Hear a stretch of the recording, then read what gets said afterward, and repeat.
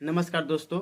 तो मैं आज इस टॉपिक पे बात करने जा रहा हूँ। वो टॉपिक इतना ही निंदनीय और भेदभाव से भरा पड़ा है कि इस टॉपिक पे बात ना की जाए तो बेहतर है। लेकिन अपने बिहार के बच्चों के भविष्य के लिए, अपने भविष्य के लिए, बिहार की शिक्षा व्यवस्था के लिए, बिहार की मांग के लिए मेरे लिए इस पे बात करना अति आवश्यक हो जाता है। और देश के जिम्मेदार नागरिक होने के नाते मेरा एक कर्तव्य बनता है, एक दायित्व बनता है कि मैं इस पे बात करूं और इसका आवाज उठाऊं और आप लोगों तक पहुंचाने का कोशिश करूं, ताकि आप लोग अपने बच्चों के भविष्य के लिए, हमारे भविष्य के लिए इस पे मांग करें और चर्चा करें और विचार विमर्श करें। तो बात ऐसा है कि 6 दिसंबर 2024 को हमारे देश की केंद्र सरकार ने देश में नए 85 केंद्रीय विद्यालय और 28 जवाहर नवोदय विद्यालय खोलने की मंजूरी दी है, जिसकी टोटल लागत 8,231 करोड़ रुपए है। और इस लागत से बनेंगे हमारे देश में 85 केंद्रीय विद्यालय और 28 जवाहर नवोदय विद्यालय। ये दोनों अलग अलग हैं। तो अभी मैं फिलहाल बात कर रहा हूँ केंद्रीय विद्यालय की, जिसमें हम बात करेंगे कि किस राज्य एवं किस केंद्र शासित प्रदेश को कितना केंद्रीय विद्यालय मिला है। तो इसमें सबसे अधिक जिस केंद्र शासित प्रदेश को केंद्रीय विद्यालय मिला है वो है जम्मू कश्मीर। जम्मू कश्मीर को 13 केंद्रीय विद्यालय मिला है। तो खैर, जम्मू कश्मीर को इसकी सबसे अधिक जरूरत थी, इसलिए मुझे कोई दिक्कत नहीं है और मैं इसका समर्थन भी करता हूं, क्योंकि धारा 370 होने की वजह से जम्मू कश्मीर में शिक्षा व्यवस्था अच्छी तरह से सुधार नहीं हो पाई थी और वहां पर स्कूल की व्यवस्था भी बहुत ना के बराबर थी, बहुत कम थी। इसलिए मैं इसके पक्ष में हूं कि जम्मू कश्मीर को 13 मिला, 13 के बदले और अधिक मिलने चाहिए था। लेकिन अब चलते हैं मेन मुद्दे पर। मध्य प्रदेश को मिला 11, राजस्थान को 9, उड़ीसा को 8, आंध्र प्रदेश को 8, उत्तर प्रदेश को 5, उत्तराखंड, छत्तीसगढ़, हिमाचल प्रदेश को 4 और हमारे कर्नाटक और गुजरात को 3-3 और साथ ही कर्नाटक में एक विद्यालय को अपग्रेड किया जाएगा। और आगे बढ़ते हैं। और झारखंड को 2, तमिलनाडु को 2, त्रिपुरा के 2 और साथ ही दिल्ली, अरुणाचल प्रदेश, असम और केरल को एक एक केंद्रीय विद्यालय मिला। और यहाँ ही नहीं, अब दूसरा टॉपिक ये है और दूसरा विद्यालय के बारे में बात करते हैं। जवाहर नवोदय विद्यालय किन किन राज्यों को कितना मिला। तो जवाहर नवोदय विद्यालय में पूर्वोत्तर भारत में सबसे अधिक मिला है। तो पूर्वोत्तर भारत में सबसे अधिक मिला है अरुणाचल प्रदेश को 8, असम को 6, मणिपुर को 3। अब उसके बाद मिला है तेलंगाना, हमारे साउथ में तेलंगाना को 7, हमारे पश्चिम बंगाल को 2, कर्नाटक को 1, महाराष्ट्र को 1। अब मेन मुद्दा ये है, मेरा सवाल ये है कि भारत के इन सभी राज्यों को नवोदय विद्यालय दिया गया और केंद्रीय विद्यालय दिया गया, इससे मुझे कोई दिक्कत नहीं है, कोई ईर्ष्या नहीं है। लेकिन मेरा एक सवाल है कि बिहार को इसमें इग्नोर क्यों किया गया। आखिर बिहार को इग्नोर करने के पीछे की वजह क्या है। आखिर क्या केंद्र सरकार समझती है कि भारत में सबसे शिक्षित राज्य हमारा बिहार है। सबसे ज्यादा अगर शिक्षा की जरूरत अगर किसी राज्य को है तो बिहार को है। हमारे भारत में सबसे अशिक्षित लोग अगर किसी राज्य में है तो बिहार में है। और सबसे दूरस्थ शिक्षा व्यवस्था अगर किसी राज्य का है तो बिहार का है। और सबसे ज्यादा विद्यालय और स्कूलों और यूनिवर्सिटीज की जरूरत है तो वो बिहार का है।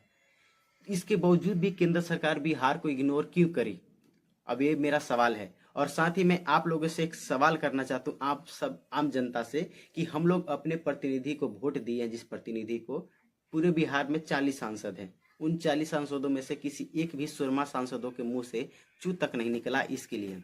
अब बताइए, जिसको हम अपने बच्चों के भविष्य के लिए, अपने भविष्य के लिए, अपने राज्य के प्रगति के लिए हम उनको वोट देते हैं और अपना प्रतिनिधित्व करने के लिए उनको प्रतिनिधि बनाते हैं, लेकिन हमारे हक की मांग ही नहीं करते, तो उनको बनाने और ना बनाने से हमारा फायदा क्या है, बताइए। अब अपने बारे में सोचिए, अपने बच्चों के भविष्य के बारे में सोचिए कि जिस बिहार में 13 करोड़ जनसंख्या हो, उस बिहार को एक भी विद्यालय और जवाहर नवोदय विद्यालय नहीं देने की किस और इशारा कर रही है। आखिर केंद्र सरकार ये चाहती है कि बिहार के लोग अशिक्षित रहे, बिहार के बच्चे अशिक्षित रहे, ताकि बाकी राज्यों को सस्ता मजदूर, लतखोर मजदूर बाकी राज्यों में सप्लाई होता रहे क्या? इसलिए केंद्र सरकार ने बिहार को उचित नहीं समझा एक भी केंद्रीय विद्यालय और नवोदय विद्यालय देने के लिए। आखिर इसके पीछे का मंसूबा क्या है केंद्र सरकार का, मैं पूछना चाहता हूँ। और साथ ही मैं अपने बिहार वासियों से और देश के सभी नागरिकों से मैं ये सवाल करना चाहता हूँ, ये पूछना चाहता हूँ आप लोगों से कि जो केंद्र सरकार ने किया वो सही किया? क्यों बिहार जैसे राज्य को नेग्लेक्ट करती है, इग्नोर करती है केंद्र सरकार हर बार? कृषि सखी योजना में भी नेगलेक्ट किया गया। बिहार में कोई भी परिवहन को लेकर कोई भी सड़कें बनती है उसमें भी नेगलेक्ट कर दिया जाता है, उसका डिले काम होता है। कोई भी प्रोजेक्ट केंद्र सरकार द्वारा पास होती है वो भी डिले होती है। सारे के सारे काम केंद्र सरकार द्वारा जो भी बिहार में होती है वो सारे डिले होती है और नहीं होती है, या उसको इग्नोर ही कर दिया जाता है। ऐसा क्यों? आखिर बिहार से केंद्र सरकार को नफरत क्यों है? क्यों नफरत है बिहार वासियों से और बिहार के युवाओं से? आखिर हम लोगों के भविष्य के बारे में कौन सोचेगा? हम लोगों को अपॉर्चुनिटी कौन देगा? हम लोग कहाँ से पढ़ेंगे? हम लोग कैसे पढ़ेंगे? दूसरे राज्यों में हम लोग दूसरे राज्य में मजदूरी तो कर तो रहे हैं, लेकिन कम से कम अपने हक, अपना पढ़ाई तो कम से कम अपने यहाँ रह के करें, कि दूसरे राज्य में भी जाके पढ़ाई कर रहे हैं। मुझे कोई दिक्कत नहीं है, भारत मेरा देश है, भारत के सभी राज्य मेरे अपने हैं, सभी राज्य मेरा घर है, मेरे उससे कोई दिक्कत नहीं है। लेकिन मैं पूछना चाहता हूँ कि अगर हम लोग अपने आसपास के जगहों पर अगर रह के पढ़ना उचित समझे, नहीं कि नहीं समझे, मैं सभी आम लोगों से निवेदन करता हूं कि इसके लिए आवाज उठाइए और मेरे इस आवाज को आगे बढ़ाइए, सभी बिहार वासियों को साथ शेयर कीजिए, ताकि सभी लोगों को ये पता चल सके कि केंद्र सरकार कितना बिहार वासियों को नेग्लेक्ट करती है। और रही बात 2025 में जो बिहार विधानसभा के चुनाव है, उसमें कभी भी अपने वोटों को गलत इस्तेमाल नहीं कीजिएगा। अपने बच्चों के भविष्य के लिए ही वोट दीजिएगा, चाहे किसी भी को भी दिए, उससे हमें कोई दिक्कत नहीं है, लेकिन जिसको दीजिएगा और अपने बच्चों के भविष्य के लिए दीजिएगा। और साथ ही मैं आप लोगों से एक बात कहना चाहता हूँ, केंद्र सरकार इसलिए नेग्लेक्ट करती है क्योंकि हमारे यहाँ बिहार में कोई भी एक मजबूत नेता नहीं है, जिसके वजह से केंद्र सरकार डरे और बिहार को सभी चीजों में ध्यान दे।